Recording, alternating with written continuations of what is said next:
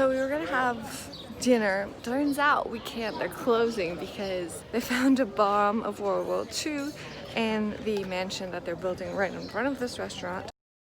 Berlin comes from the Slavic word for swamp. That is what it was in the beginning.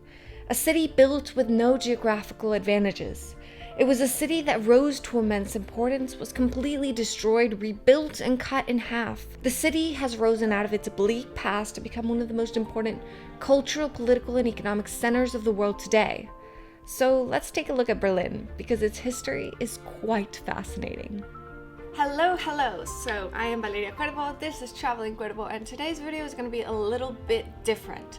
I was in Berlin about a year ago, and this was when I started to record for travel vlogs, so I don't have enough footage for an actual travel vlog, but I do know a lot about the history of Berlin, so I'm deciding to mix it all into one video. Let me know what you guys think in the comments. If you guys think it's interesting and cool and I should make more videos like this, then I will. Berlin in the very beginning was nothing but a swamp.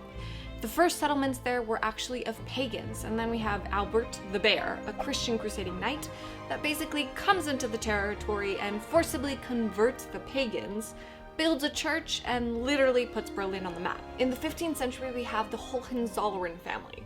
They were aristocratic, not really royal, but they had a lot of money. They were kind of like the 15th century versions of the Kardashians. So they purchased some land up here, they built a castle, and they basically became rulers of the territory. They gradually built this backwater swamp into the capital of a fairly powerful kingdom. I don't know if you know them, the Kingdom of Prussia. Fast forward to 1740 with Frederick the Great, and right now you're located in Humboldt University. Many of the buildings were built by Frederick the Great originally as palaces, not for himself, but for one of his brothers. Frederick the Great was gay. He had a wife, but he didn't really like her, so he moved her all the way on the other side of the kingdom. He never had any children, so his nephew ended up taking the throne. So here we have this highly intelligent man in the 1800s who was openly gay in a time when, of course, that was not accepted. So I guess he has some sort of sympathy for other groups of people that were persecuted. And Catholics were actually a tiny minority in the Kingdom of Prussia. The dominant religions were that of Lutheranism, Protestantism, or Calvinism. So rather than persecute or force Catholics to convert, he built a cathedral in the heart of the city as a sort of symbol for tolerance. So here we see a great parallel between Frederick the Great's Berlin and the Berlin of today. There's a lot of music, culture, and tolerance. So fast forward a bit more, and we have the last of the Hohenzollern dynasty. Kaiser Wilhelm II wanted to secure his place in the sun, so he decided to go toe-to-toe with the other great European nations. And we have World War I. Everybody thought World War I was going to be a fantastic idea. Turns out, not so. Chaos erupted on the streets of Berlin. And finally, Kaiser Wilhelm II abdicated. 500 years of the Hohenzollern dynasty came to an end, and there was a power vacuum. Democracy fills this power vacuum. In the 1920s, there was a lot more freedom to experiment with art and music. But the political atmosphere and the economic atmosphere was in no way stable. Elections were happening all the time, and in 1923, there was a hyperinflation crisis that plagued the economy. Because Germany was blamed for World War I, they had to pay approximately $420 billion in today's money in reparations. Cash became worthless in the winter of 1923. People were burning stacks of paper money because it was worth more as fuel. Eventually, the currency stabilized as Germany was able to take out loans from the US, but then in 1929, there's the stock market crash of the US, so as the US economy crumbles to its knees, so does the German one. There was mass unemployment and the suicide rate skyrockets. People were looking for an easy answer, so they started to vote in extremes. On the left, for the Communist Party, and on the right, for the National Socialist German Workers' Party, led by Adolf Hitler, also known as the Nazis. So now we have arrived at the Memorial of the Murdered Jews of Europe. Nicknamed the Holocaust Memorial, the Nazis sought to eliminate the entire Jewish community of Europe for being an inferior race. Jews were murdered by death squadrons or were transported to concentration camps. 6 million perished. This memorial is an entire block, and it is quite unique.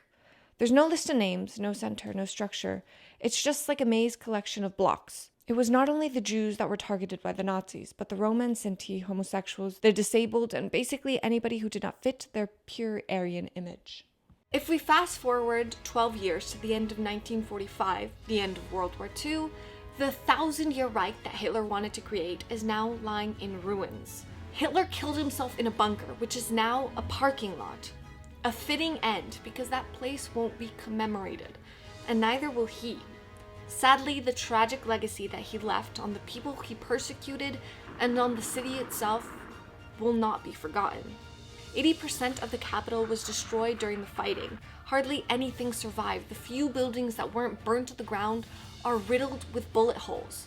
So the capital was in ruins. That means that there was only one thing left to do: rebuild. But instead of rebuilding as one, Germany was rebuilt in two separate halves following World War II. There was Western Germany that was aligned with the US, and there was Eastern Germany aligned with the Soviet Union. This division was made much more concrete in 1961 when the Berlin Wall went up. A wall that stood for over 28 years, a wall that divided friends and family. There's a line across the city where the Berlin Wall used to stand, and you can still find segments of the wall where you can see the difference in living conditions. On the western side of the wall, you can see graffiti versus on the east side of the Berlin Wall, which is a chilling reminder of what it was like to live under the Soviet Union. So communism was supposed to, like, in a way, I guess it's against religion. So it was really funny because they built this really high tower to show how, like, new and innovative they were during, like, the 1950s, 1960s, you know, Cold War. And then it's really ironic because during the day, actually, when the sunlight hits this, like, bulb/high tower thingy, it creates a cross. So it's really funny to see that East Berliners would actually call this the Pope's Revenge. Checkpoint Charlie was the crossing point between West Berlin and East Berlin. There was quite a few famous examples of people who tried to escape East Berlin by using Checkpoint Charlie.